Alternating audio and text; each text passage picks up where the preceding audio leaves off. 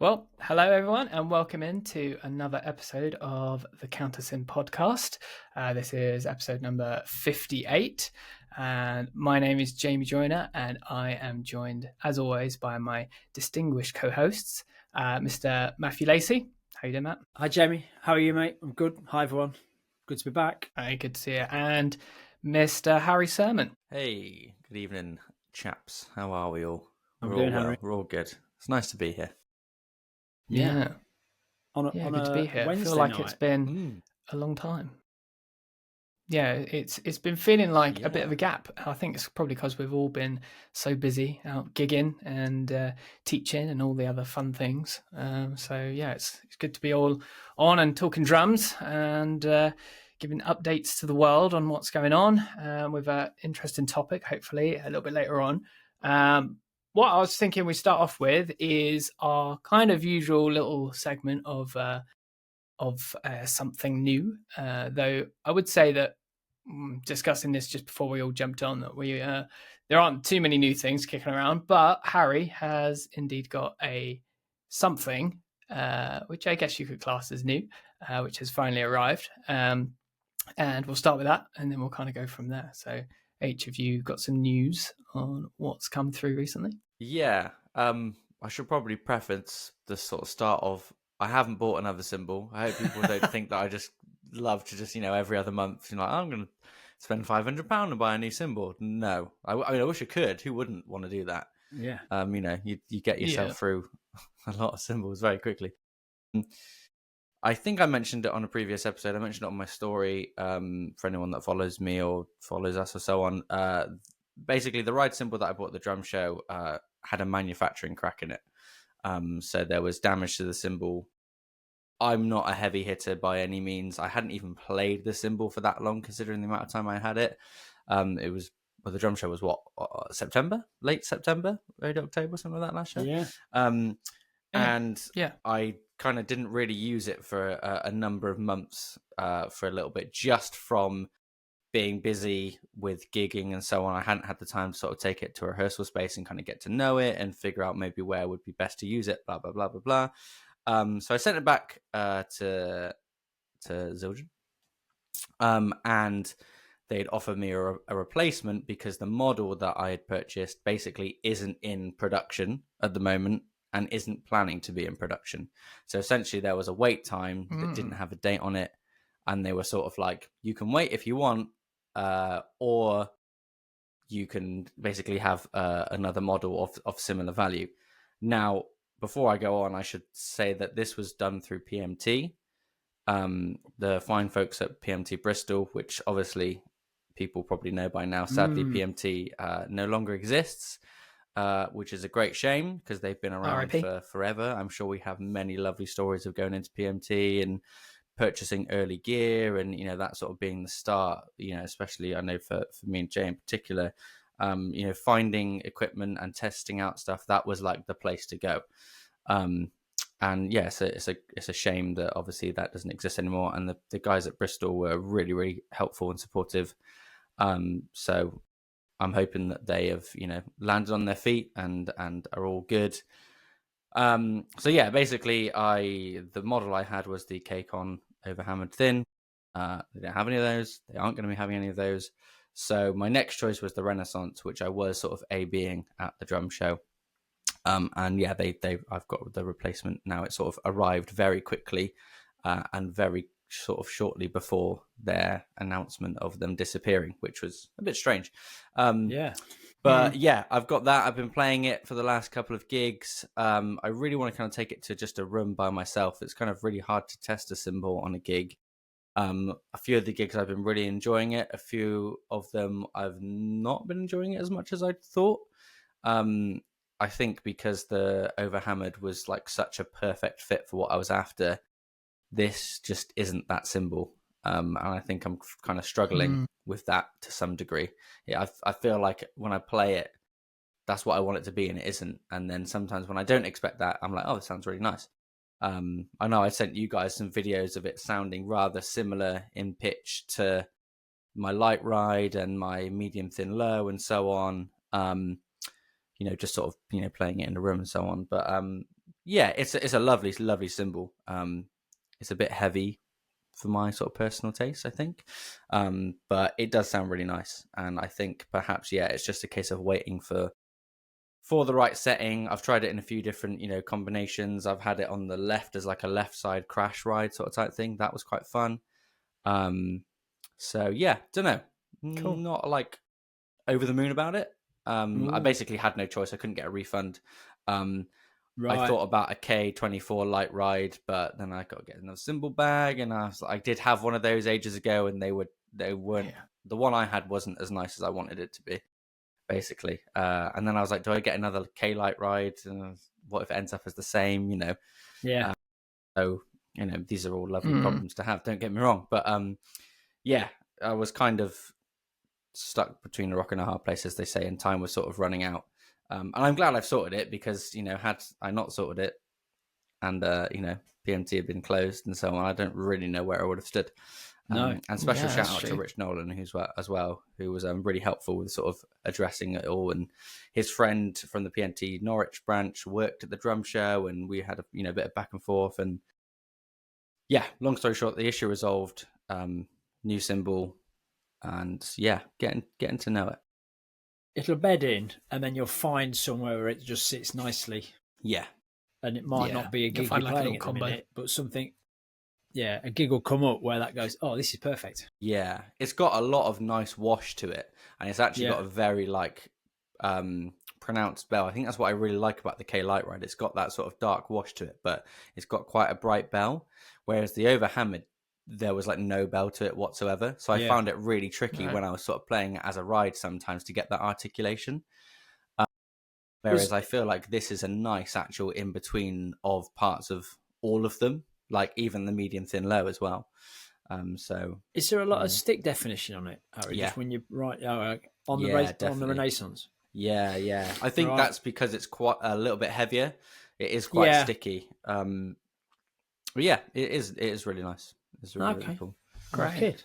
Good. So that's me. Cool. But, so happy ending in one kind of, in a way, because it could have been a lot worse, actually.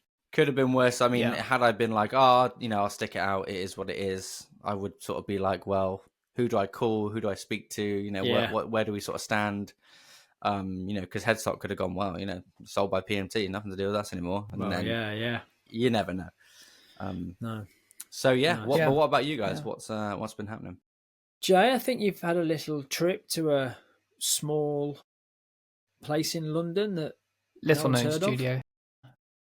Yeah.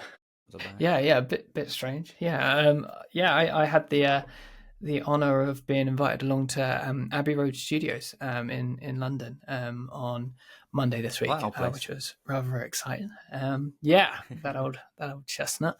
It was super cool experience, as you'd expect. But a little bit random. Like over a week ago, I wouldn't be expected to go there, but it all kind of came around in a bit of a kind of good chain of events, really. I got invited to go along to a rock school, basically it's like a product launch event, which was happening at the studios. It was originally going to be at a venue in Milton Keynes, Marshall Amps, I think. It was originally going to be there, which was exciting as it was. But then we got an email about a week before to just be like, hey, venue change, we're now in Abbey Road. I was like, okay, that's a bit disappointing email to get, I guess, isn't it, really? Yeah, horrible email to get that. I couldn't quite believe it.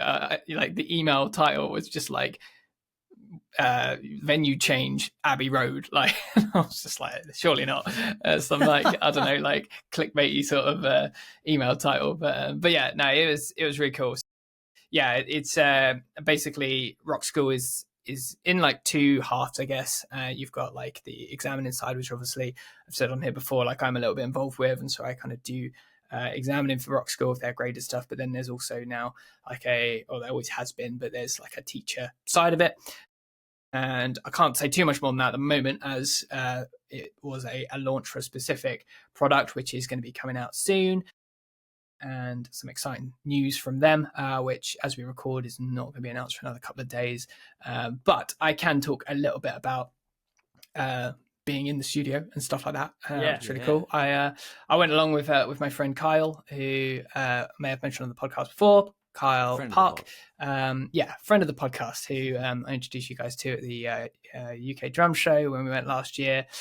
He's in a wicked band called Defences, and all round great guy. So shout out to Kyle Park. He also got one of these invites as a teacher.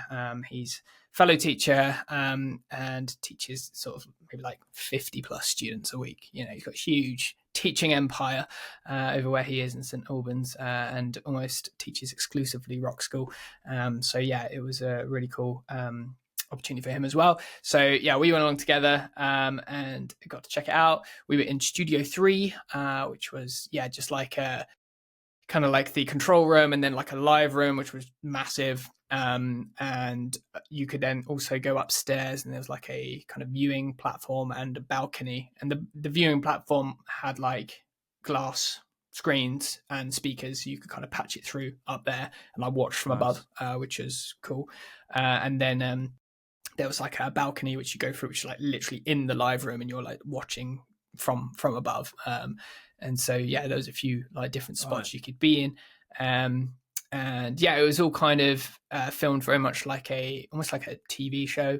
So there was a lot of kind of fancy cameras and lights everywhere, and people were sort of going in and out of takes, redoing little bits, re-saying different lines. We had to like applaud at different times and stuff like that. It was all super cool. As they kind of like talked about the new stuff. And then we also saw some performances from a couple of music schools. Some kids came and played as well, which is amazing. Like they come and played some prepared pieces. I think they even played like what's the Fleetwood Mac song from grade 2? Can't remember the name of it, but they did that. The big Fleetwood Mac song. That was really cool. Chain. And it was just really really. Say again, sorry? The Chain. Sorry, Matt, there's a bit of a lag going on. No. I remember it. It's Go Your Own Way. Go Your Own Way, which is, I think, in the new grade 2 rock school.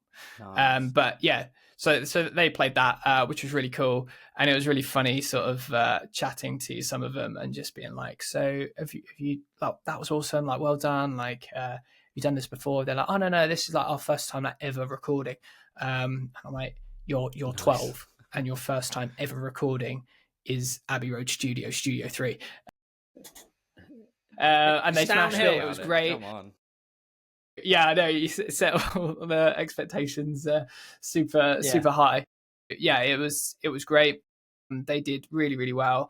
And also we had a bunch of people from rock school or associated with rock school play a couple of tunes as well. We had Steve White on the drums, which was awesome. He was there. And so he played a couple of tunes. And kind of just got to see them sort of do their like prep, play the songs. They were all kind of jamming out in the room together, and we were kind of in the control room hearing it all back through the speakers, which was really, really awesome. And then got to hang out, chat to people, had a few familiar faces, and sort of just, I guess you call it, network a little bit, just chat to people and introduce yourself, and kind of follow each other's socials and that sort of thing, which was really lovely. And you're like, oh, so and so, and oh, you live here, I used to live near there, and then you kind of piece it all together, what it's like with the musician world. That was really great. And then at the end, obviously, I got to kind of try out their new stuff. It was nice. It was a really cool experience. And then kind of they've got like a little inbuilt cafe and bar and like garden and stuff like that. You can go and sort of chill and get some food and whatnot. So we did that, and you're walking down the halls, and you've just got like Michael Jackson and kind of Coldplay and Jay-Z and all these other people, which are just like have all recorded there, and obviously all the greats. It was pretty crazy. And then like massive movie posters everywhere, like Indiana Jones and Star Wars and all the rest of that sort of stuff. So it was super exciting for being a fan of a lot of those iconic movies, as well as we all are. Just to kind of walk down those halls and yeah, just be like, wow, this is where the magic happened, you know.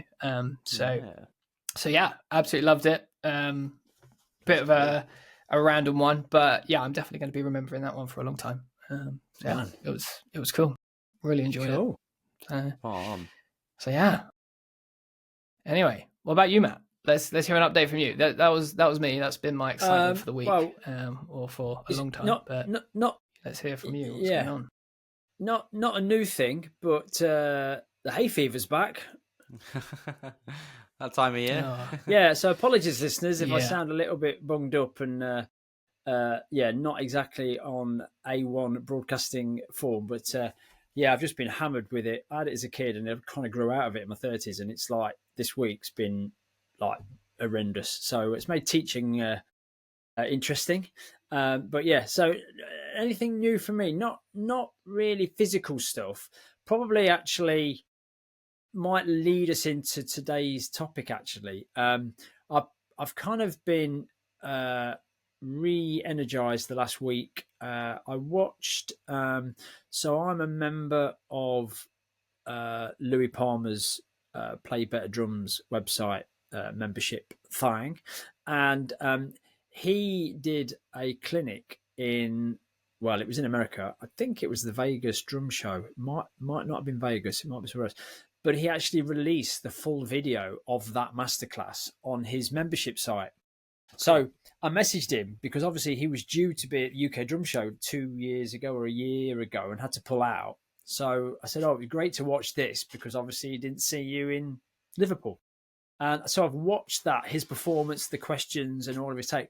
And it kind of got me kind of revved up to really attack my practicing. And I've seen some real progress in the last couple of weeks on a couple of things I've been working on, which is really good.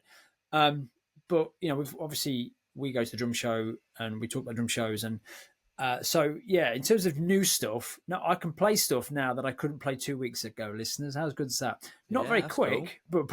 but I can play stuff. And I've got a couple of interesting gigs coming up, which are a little bit, yeah. So it's all been, you know, quite motivated and quite inspired to kind of get stuck in, because as soon as you see a little bit of progress, that's they're kind of hungry for a little bit more.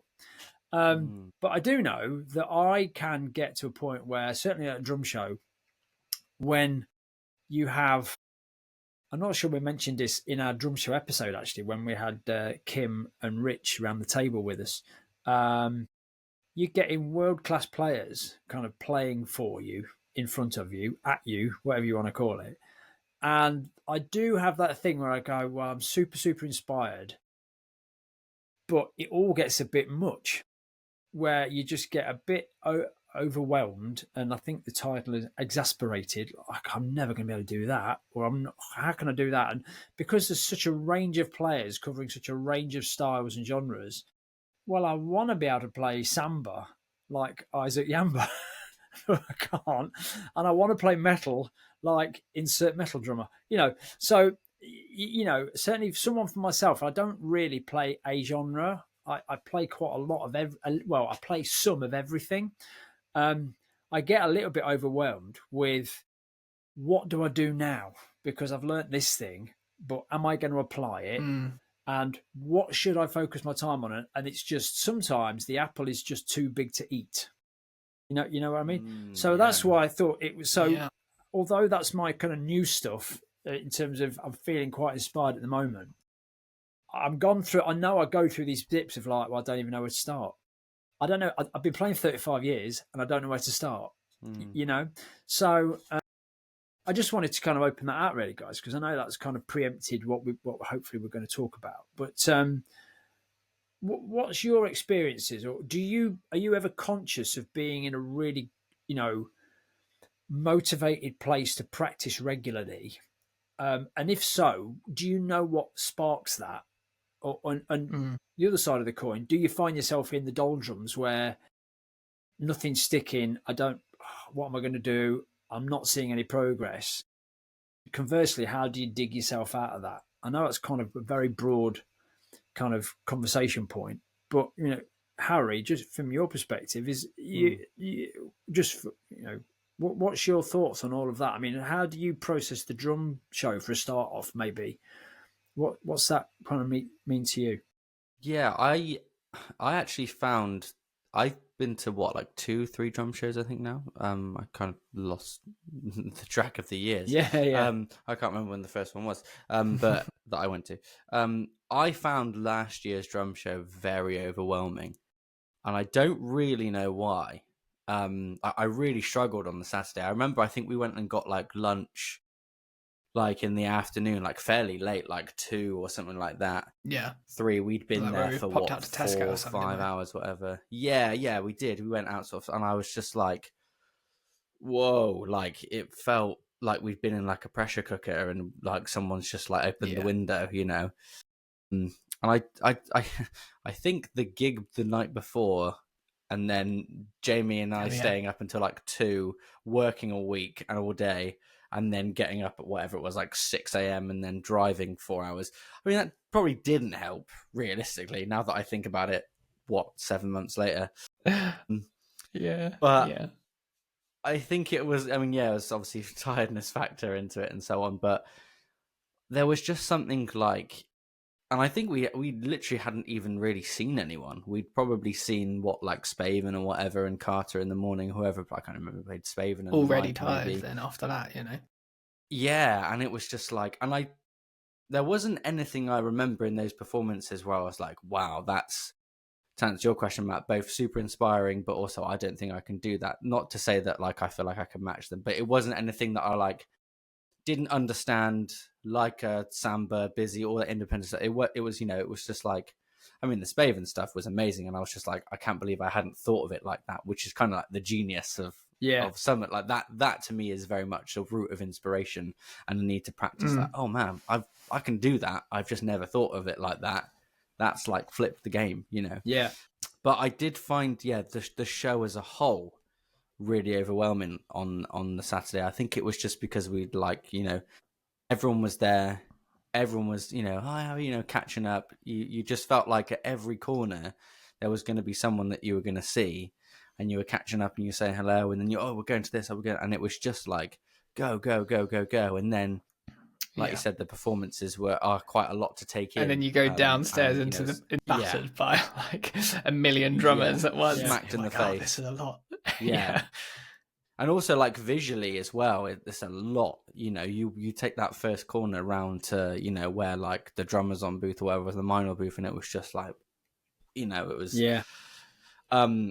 so I definitely, I found the drum show quite overwhelming, but I think from like an inspiration point of view, I think there's at those events of the drum show, if we were to use that as sort of like, you know, a sort of reference point, I feel like when we watched someone like Keith Carlock, for example, I mean, it was amazing. The dude did like, I'm just going to play like a solo, played for half an hour. He's like, I thought I'd better cut it short there. You know, I didn't know if I was going on long enough. Like, you did 20 minutes. Yeah. You know, you've just performed like half of the set in, you know.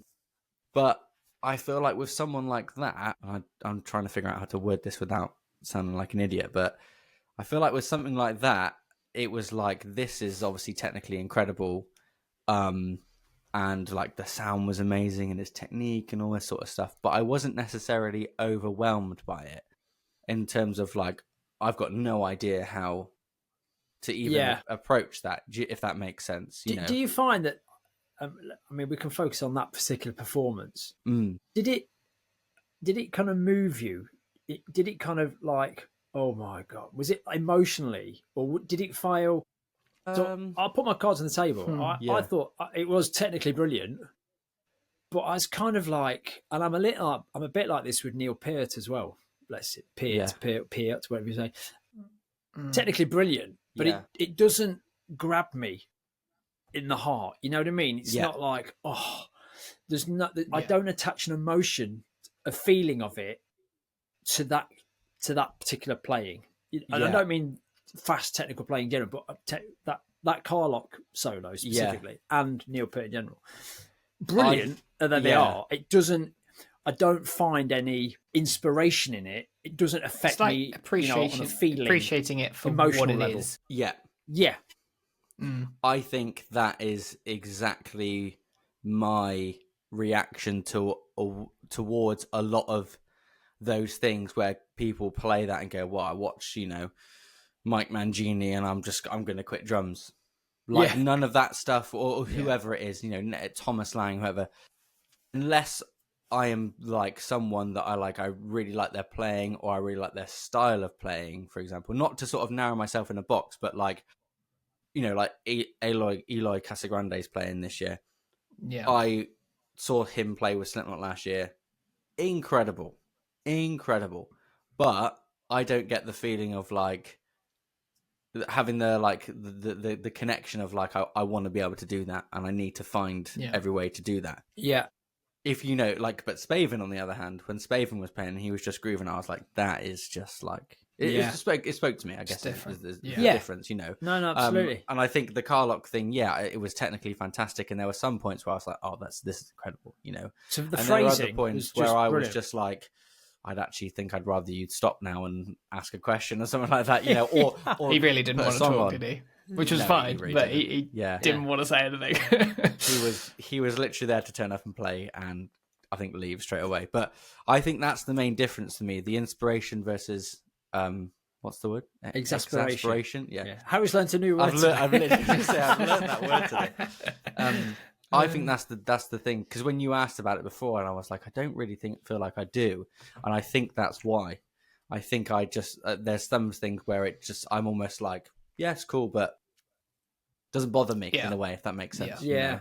Like even like Isaac stuff, like that was incredible, but I know there's no point in me practicing independence and samba and all that sort of stuff so much, because I'm never going to put myself in a situation where I'm going to need to play like that.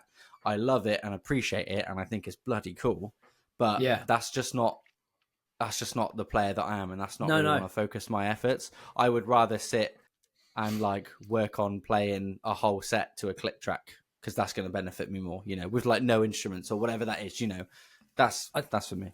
I think I will come to you in a minute, Jay. I just wanted to say, I think that's that thing, Harry, is like you get kind of an emotional reaction, you potentially, to someone like Steve Jordan or Steve Gadd, of course, playing the Steves, playing playing that grade 1 rock beat, but playing it in a way that you go, and I know this is a cliche, this probably gets mentioned on every drum podcast ever, but that's probably kind of got more emotional impact and inspirational impact than a Keith Carlock 20-minute solo, Neil Peart playing YYZ or whatever. Because of I don't think it's the accessibility thing, because I think you're right, H. There's never a bit where you go, oh, how's he doing that? What's that? Because we can get that bit.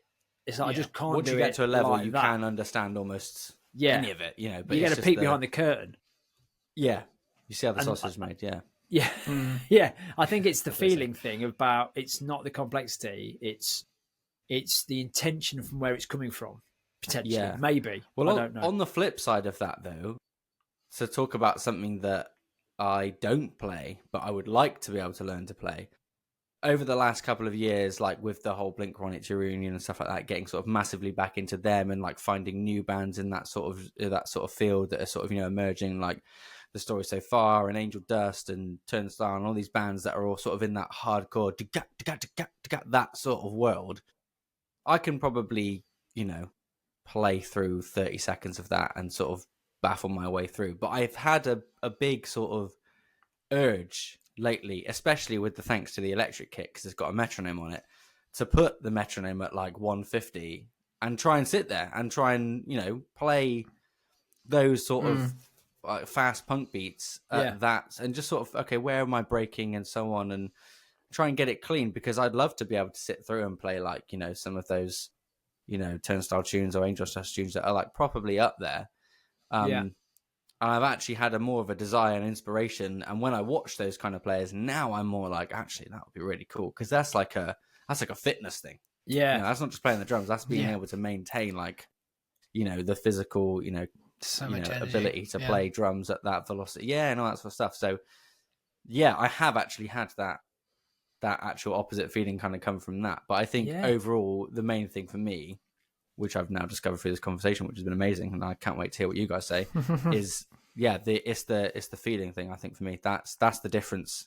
If I can sort of connect with it, if I sort of go, oh yeah, I want to put the time in and kind of get there, or if I'm like, it's cool, yeah, it's amazing, but like it kind of stops there, Yeah. You guys tell us. What about you, Jay? If you don't mind me saying, Jay, you come across, I get the sense that you're quite analytical. And maybe that's because I know you're great with your theory and your reading and your charts. So I'm just interested, are you analytical? And and again, what is the inspiration for you as opposed to the stuff that, do you ever get to that point where, oh my God, this is too much? I mean, for kickoff, same as Harry then. How did you process? You'd had as little a sleep as Harry. You'd been in the same car journey. How was the drum show for you? And then, from that perspective, in terms of what you thought of it. Yeah. You just start and play some crazy. Like, it's like the result. Which I hate. I like someone asked me to dep, and there's like a little latch. So massive monologue, but coming to me. One more thing. When I watched some of the way that they're described, like, I kind of want to drums. Like, how did you come up? I know that, but everything. But yeah. Well, Jamie's used all his words up, and his internet has decided that's enough talking now, Jamie.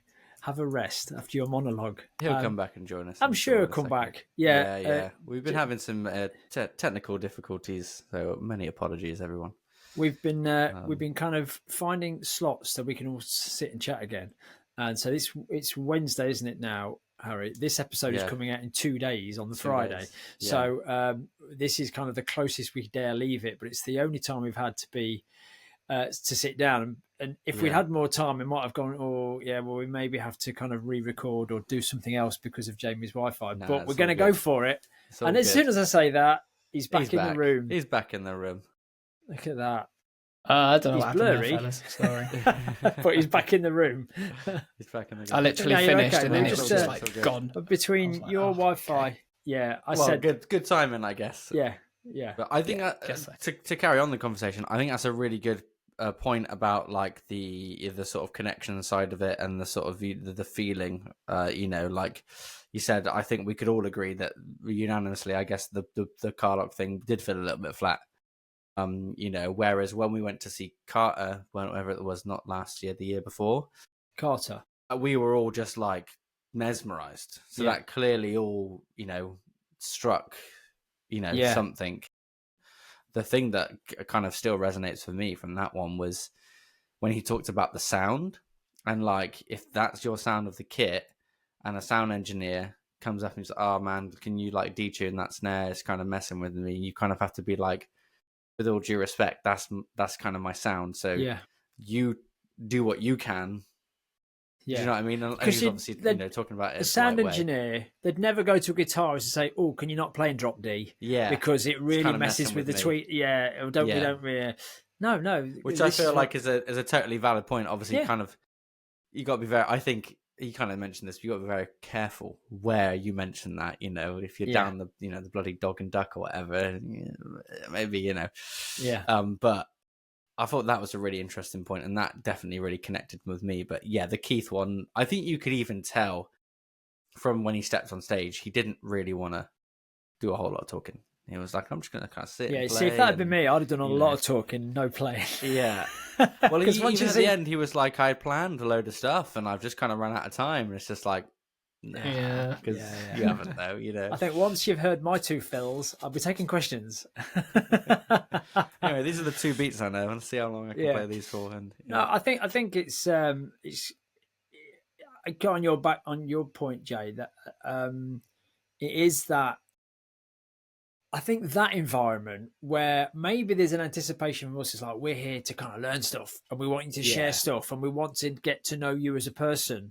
And because maybe people don't show that, if they might choose to just play a performance and leave the stage, you're like, well, okay, that's great. But it was, what did you do and how did you learn that and how long you've been playing it? Tell us about your backstory. Like, as you said, I think it's that personal connection thing. There's no emotion attached to it, is there?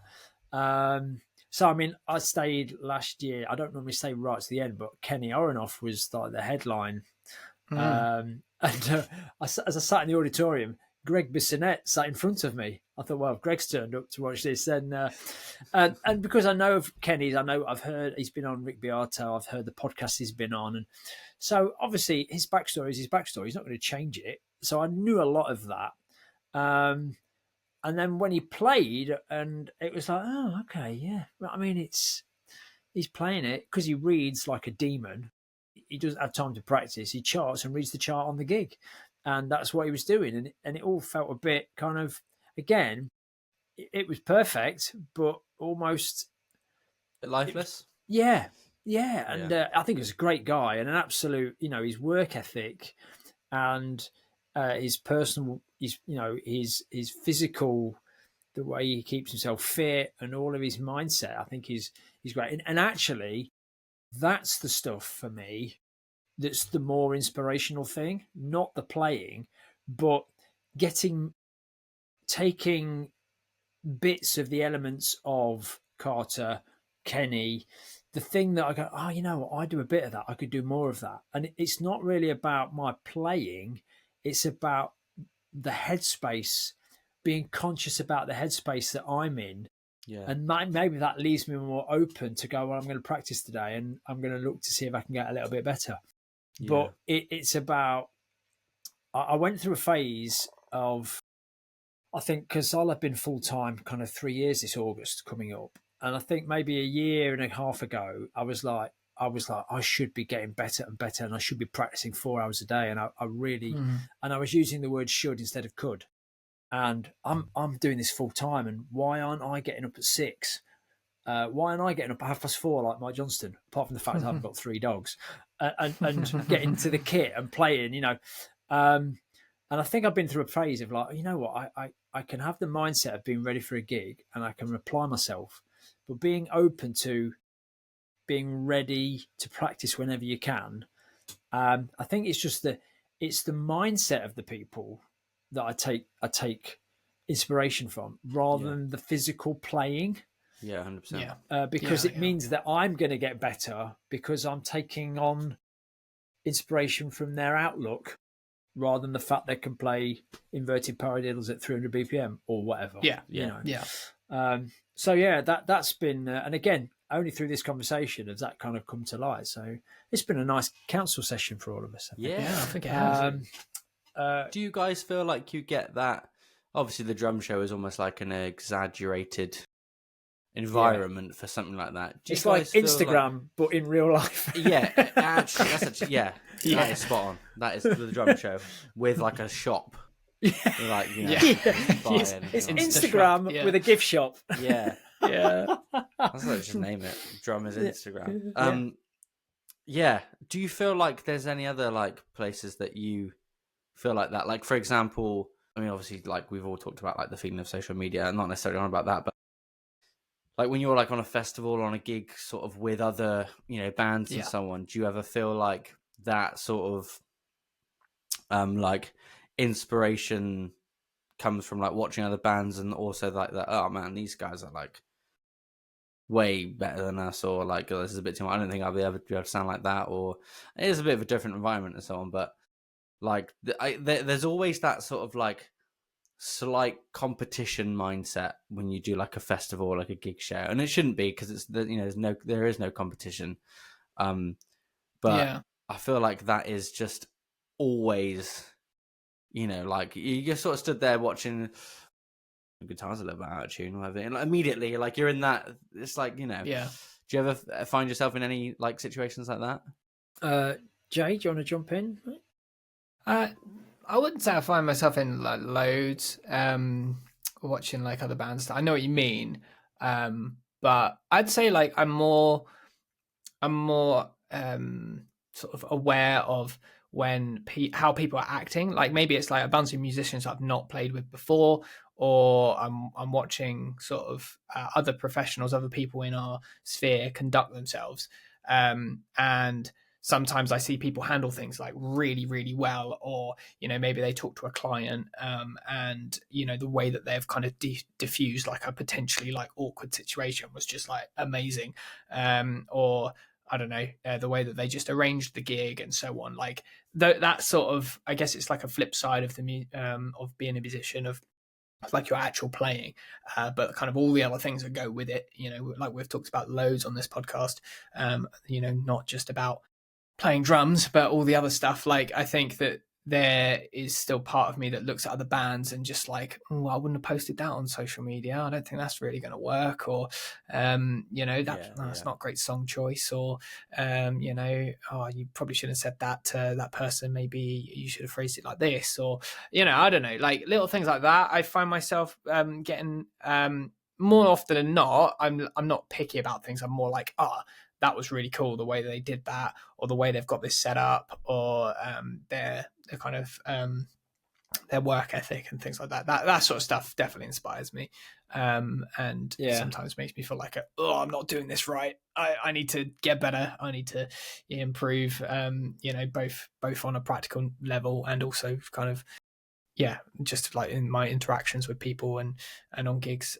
But yeah, I get what you mean as well, with the kind of like just watching other people, and you can definitely be guilty of like picking it apart and yeah. Go on, sorry, Matt, you go for it. Nice. On your point about kind of festivals or doing, multiple, if it's like a headliner and there's a multi-act set or whatever. I think you're right. I'm glad you said that, Harry. I've always felt that there was that bit of kind of competition element, and there shouldn't be a competition because you just want to be all supporting each other. But it's kind of, are we top of the bill? We need to make sure we smash everyone out of the water. If we're not top of the bill, well, we want to smash the headlines out of the water. You know what I mean? Yeah. So that's the thing, is the drop. And unfortunately, right or wrongly, hopefully it might be coming from an awkward place, but it means well in terms of it makes sure that we are really on it for the day. I think it means that you just care about what you're doing. Yeah, it absolutely. Means that you're there to like go and have a great gig and leave a mark, not to be like come off like good luck. All the best following that. Good luck following that. It's I find, going from watching another band, it's not necessarily what they're playing or the technicalities, but what does impress me is if a band has got a set really dialed. Yes. And it flows, and they've not just thought about, we're going to play some songs in this order. They've viewed it as a set list, and they've taken you on a journey, and it's slick from one to the next. And they've made changes. If there's a key, they've got to detune or retune. There's something fills the void, and it's not just. I've played a gig a month or so ago when bands on before us are like, we've run out of songs, so I'm just going to do a couple that I've learned. Anyway, here's a cover that we haven't prepared. Or someone came on, singer-songwriter came on, and she had a list in front of her, and she obviously not timed a set. She kept asking someone, she got a boyfriend in the crowd, how long have I got? And it's kind of like, well, songs are great, but that's the bit that it's the performance that adds bit up. That does add up. And that's also not to be like always play your sets bang on, play under sometimes, like, because that's a good thing to do. But that's another part of preparation that, for people like yourself, like me as well, and I'm sure Jay as well, you want to go in and do the best job you can. And when you can see that the thing on the checklist isn't ticked, like, oh, well, you clearly haven't timed your set, or you haven't necessarily thought about I think that adds to the whole persona of the whole thing. And I try and be, because I've been on, it's a backline kit, or someone else is headlining and using their kit. I always try to remember that I've had some really positive experiences. You turn up worried, is the other drummer going to be a bit of a dick? And is it? But I've had experience. Oh yeah, mate, do you need to move that or change that tom or adjust that? Whatever you need to feel comfortable. And I've always carried that with me. So when I've headlined and can I borrow yes, mate, what do you need? What do you need? What do you help? And I'm not going out to be today I'm going to be inspirational to people. It's not that. Tonight, Matthew. Tonight.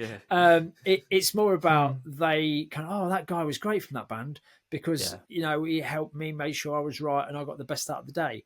So it's that, again, it's that passing that forward really is the bit that, it's not, you're not there to go, we're headliners, you're not, therefore we must be better. It's none of that. It's about, well, you guys play great, what do you need help with? And maybe that's why, maybe I turn that up a little bit in my own persona, because maybe subconsciously I'm counteracting my own sense of competition. Yeah. So I'm trying to be, oh, well, I need to douse that. I need to put that to side. So I'm going to actually go there. I'm going to turn up.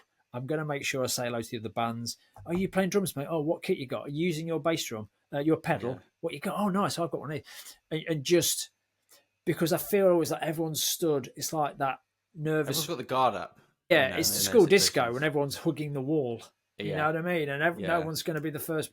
And I find now, you just got to go and make straight the first move. Shake the hand, what's your name, blah, blah, blah, get straight into it. Yeah. We had that reminds me, we had at Digs, we had a gig.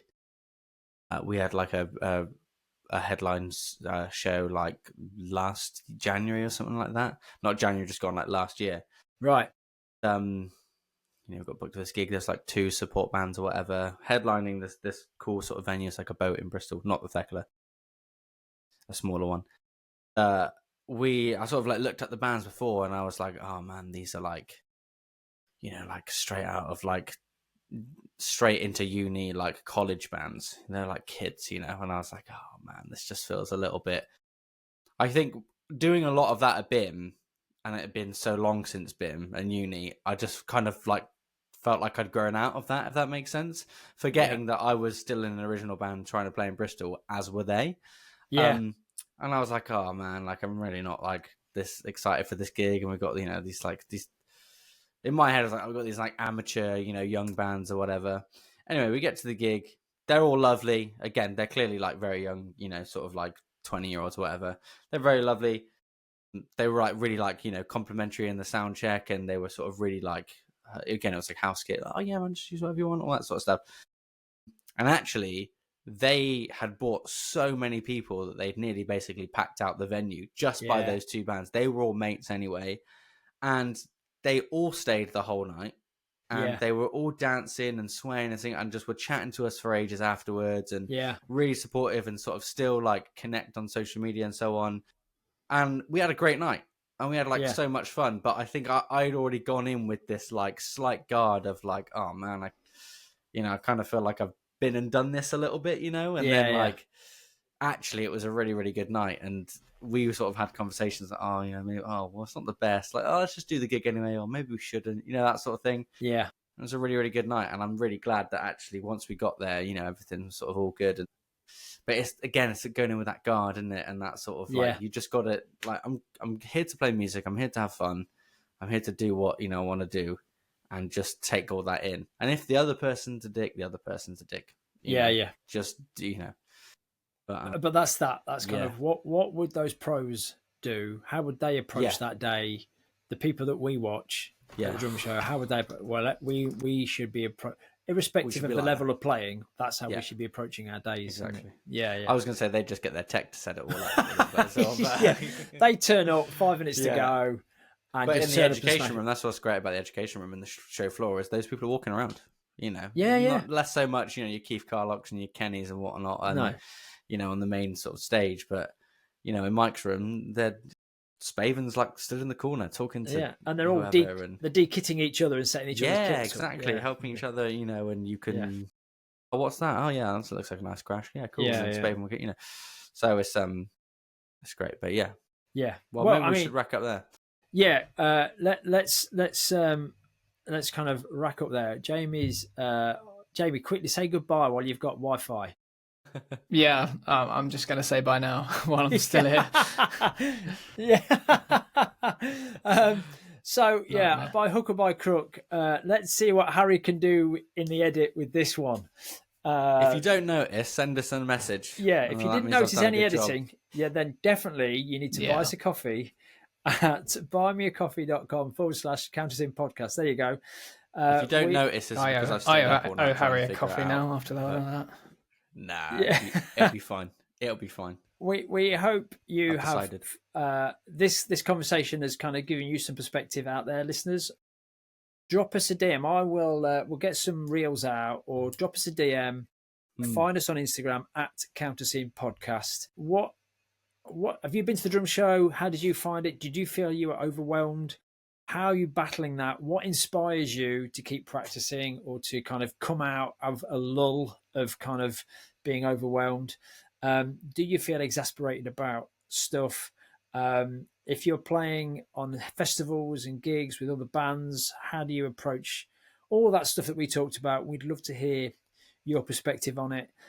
This episode will be out this coming Friday, so you're listening to this today. What's the date today? It's the 25th today, so the 27th of June. It'll be available the following weekend. Yeah, Glastonbury weekend. It'll be the following weekend. It'll be available on YouTube. So make sure you find us on there and subscribe to us on there. That would be great. And if you've loved this episode, share it with one of your drummer or musician friends, and hopefully they'll get a bit out of it as well. And please encourage them to follow us on Instagram, because that helps us grow, helps us get to more people. We've had a few new followers recently, so that was great. Thank you very much for joining us. But yeah, inspiration versus exasperation. I thought I'd say it for you, Harry, again, just so you remember it well. Thank you. I'm going to add that to thanks, everyone. Apologies again for Jamie's sporadic Wi-Fi and my runny nose. I apologise. Or whatever. But no, you're okay, mate. Thanks, everyone, for joining us again. Appreciate it. Gents, always a pleasure. We'll catch up again soon. Yeah, thanks, guys. See you on the next one. Thank you for that.